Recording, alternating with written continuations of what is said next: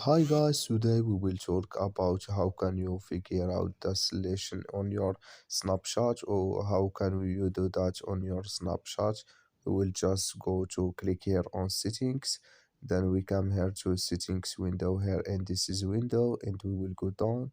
We will click here on apps, then we come to apps window and we will just go down here to looking for Snapchat app here and this is window. We will just go down and we will click here on snapshot, then we come to next window here like you say. We will click here on for stop and we will click here on ok, and you just click here on storage, then you come here to storage window, you click here on clear cache, then you will click here on clear data, and you just turn off your Wi-Fi and turn on it, and it's going to work with you.